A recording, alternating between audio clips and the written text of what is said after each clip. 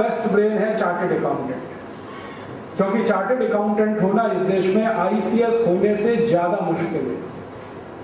ICS होना बहुत आसान है, मैं आपको बता देता हूँ, 4 किताबें बता देता हूँ, ठीक से पढ़ लो, 10 साल के अनसॉल्व पेपर ले लो और आप आईसीएस पास कर लोगे, ये गारंटी से मैं बताता हूँ। आईसीएस होना बहुत आसान है, आईपीएस होना उससे भी ज्यादा आसान है, आईएफएस होना और भी आसान है। चार्टेड अकाउंटेंट होना बड़ा मुश्किल काम है, क्योंकि मैंने देखा है चार्टेड अकाउंटेंट लोगों को पढ़ाई करते हुए दिमाग खराब हो जाता है।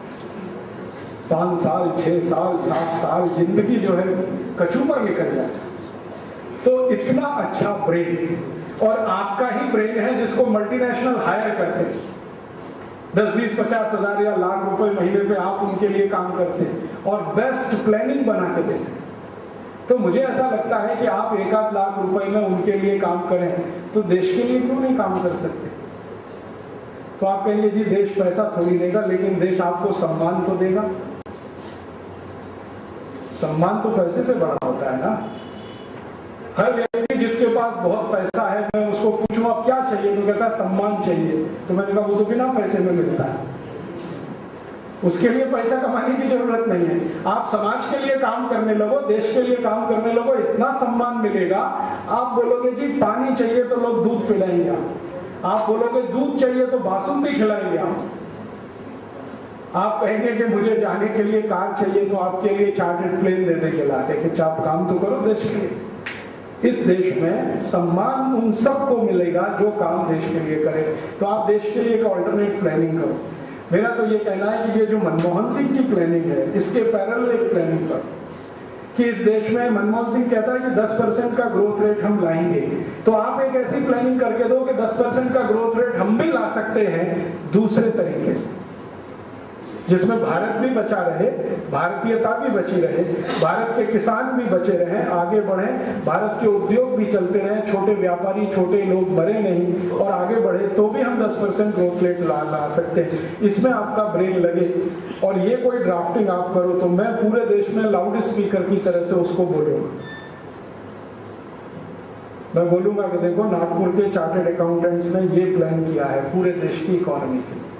आप थोड़ी हिम्मत करो, एक ऑल्टरनेट बजट बनाओ। चिदम्बरम का एक बजट, हमारा दूसरा बजट है, ये ऑल्टरनेट बजट है।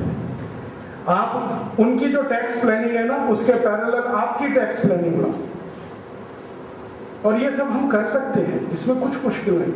थोड़ा ब्रेन को आप स्टॉर्म करेंगे, ब्रेन स्टॉर्मिंग 2-4 सेशन करेंगे तो एक ऑल्टरनेट प्लान इकोनॉमी के लिए, बजट के लिए, सब कुछ हम बना सकते हैं। वो देश के सामने हम प्रेजेंट करेंगे, देखो ये ऑल्टरनेट है। मनमोहन सिंह कई बार क्या झूठ बोलता है, देयर इज नो ऑल्टरनेट,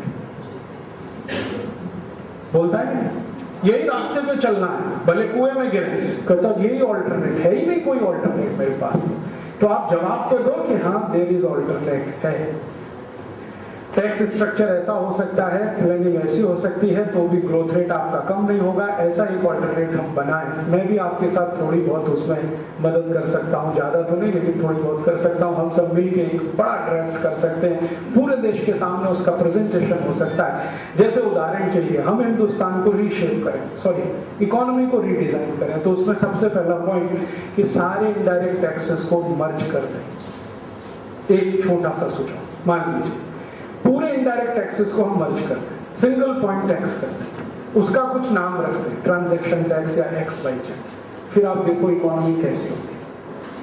अभी इनडायरेक्ट टैक्सेस 64 है, सबको मर्ज कर दो, 1 पॉइंट टैक्स कर दो। दूसरा, मेरी बहुत पहले की प्लानिंग है कि इनकम टैक्स को 10 साल के लिए सस्पेंड कर दो या 20 साल के लिए सस्पेंड कर दो या हटाई दो इनकम टैक्स को। क्या जरूरत है इनकम को टैक्स करना, इससे ज्यादा मूर्खता क्या होगी।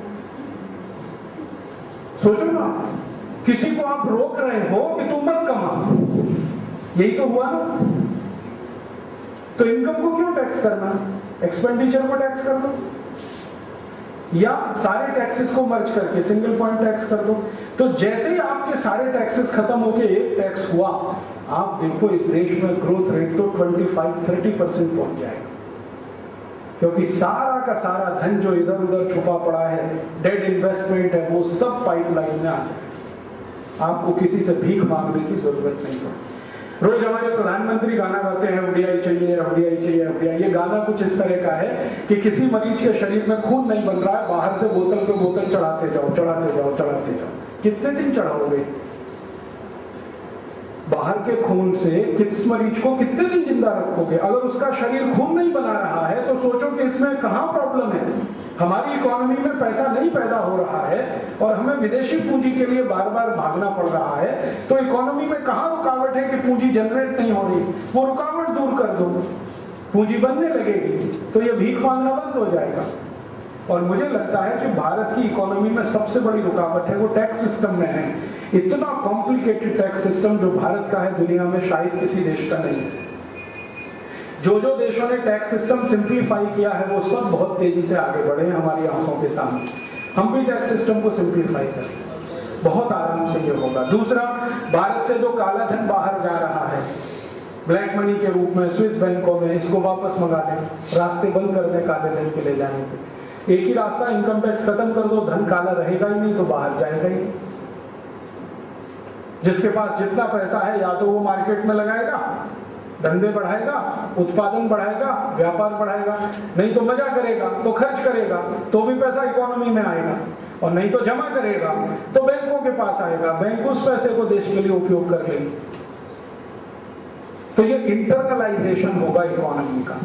और अंग्रेजों के जमाने के बनाए हुए टैक्स के कानून, इंडियन इनकम टैक्स एक्ट 1860 का अभी भी चल रहा है।